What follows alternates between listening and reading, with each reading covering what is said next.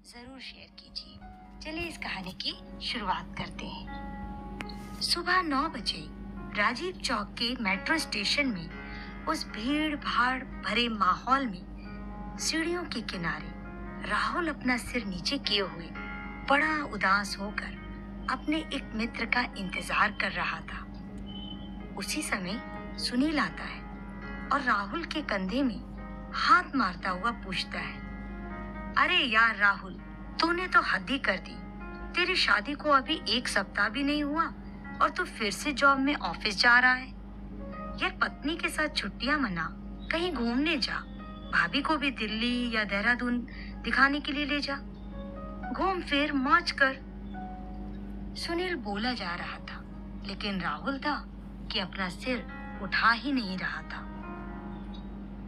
यह देखकर सुनील ने गंभीर होकर पूछा, यार सब कुछ ठीक तो है ना? तू ऐसा उदास क्यों दिख रहा है? राहुल तब भी चुप था।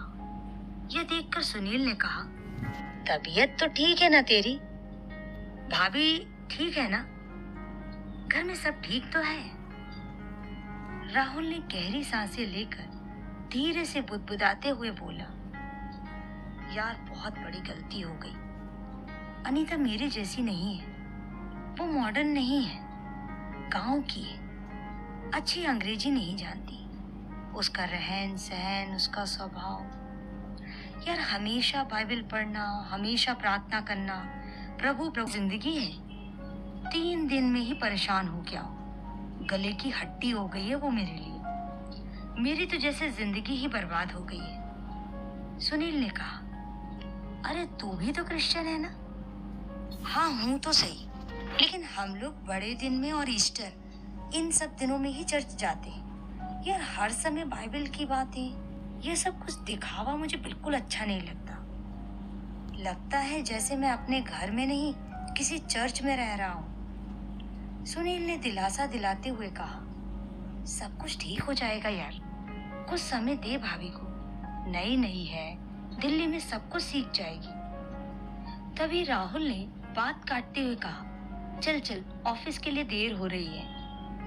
आज राहुल और अनीता को 3 माह हो चुके हैं, लेकिन राहुल अलग कमरे में सोता है और किसी भी तरह अनीता के सामने नहीं आना चाहता। घर से बाहर जाते समय माँ से चिल्लाकर कहता है, माँ मुझे देर हो जाएगी वापस आने में, आप लोग खाना खाकर सो जाना, मुझे एक जरूरी मीटिंग है। ये तो उसका रोज का बहाना हो गया था।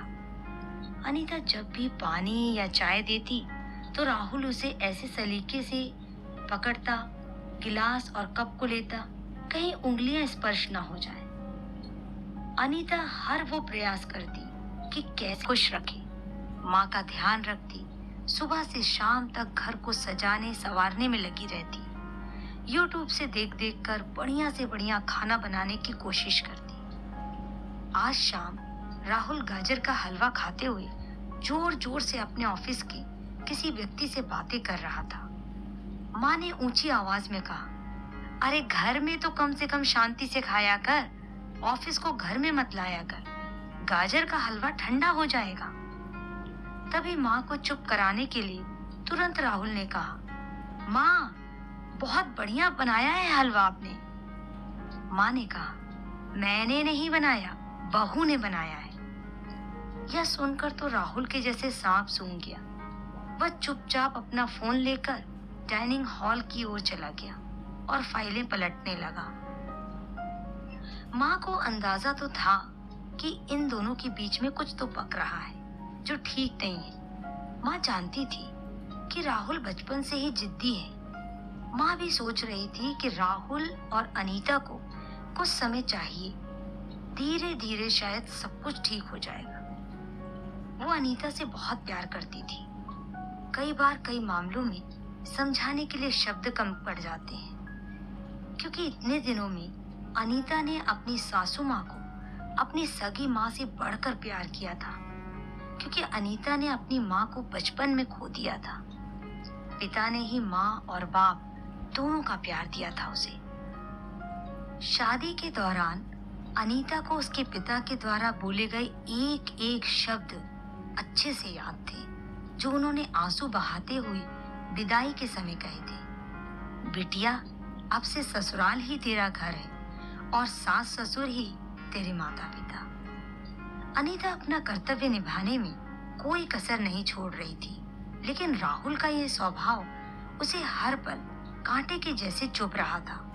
वो अपने घर में ही ऐसे महसूस कर रही थी जैसे वो राहुल के लिए बोझ है। अनीता ने ठान लिया कि अब वो ज्यादा चुप नहीं रहेगी। वो इस विषय में राहुल से खुल के बात करेगी कि क्या कमी है मुझ में, क्यों वो एक ऐसे गुनाह की सजा सह रही है जो उसने कभी की ही नहीं। वो ऐसा सोच ही रही थी कि राहुल ने चिल्लाया, माँ, ऑफिस का टिफिन लगा दिया क्या? अनीता ने टिफिन उठाकर राहुल की ओर बढ़ा दिया, लेकिन जैसे ही राहुल ने टिफिन का हैंडल पकड़ा, अनीता ने उसका दूसरा हिस्सा नहीं छोड़ा और बोली, मैं आपसे कुछ बात करना चाहती हूँ। और भरे हुए गले से आंसू बहाते हुए बोली, यदि मैं तुम्हें पसंद नहीं हूँ तो मुझे मेरे पापा के घर छोड़ आओ। राहुल कुछ बोल नहीं पाया, बस धीरे से बोला, ओके, देखता हूँ। अनीता की ये बातें जैसे राहुल के कानों में जोर जोर से गूंज रही थी। पूरा दिन उसका काम करने में मन नहीं लगा। वो सोच रहा था, क्या हो रहा है मेरे जीवन में, किसकी गलती है, क्यों ये सब कुछ हो रहा है। अनीता सुंदर है, पढ़ी लिखी है, लेकिन आखिर क्यों? जो भी हो, अंदर से कहीं लग रहा था, चलो अच्छा है, बला टली।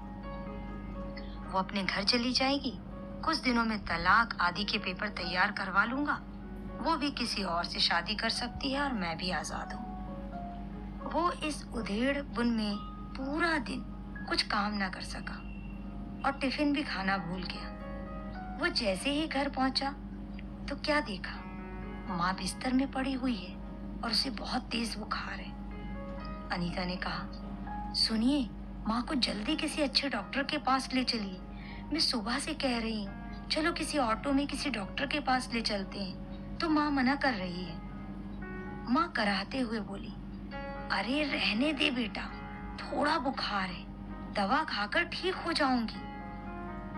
राहुल ने माँ के माथे पर हाथ लगाकर देखा तो कहा, अरे माँ, बुखार से आपका शरीर तप रहा है। तुरंत ओला से टैक्सी मंगवाकर वो माँ को लेकर अस्पताल पहुंचा।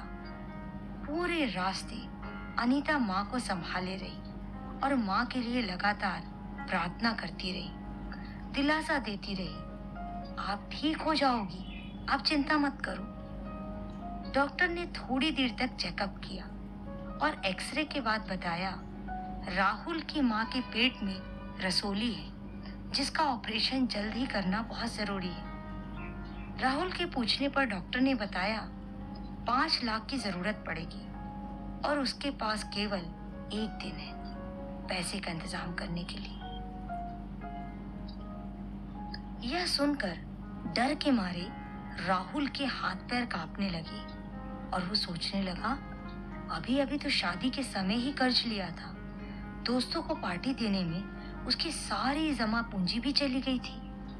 लेकिन वो अस्पताल से बाहर आकर जिसे भी हो सकता था फोन लगाना शुरू कर दिया।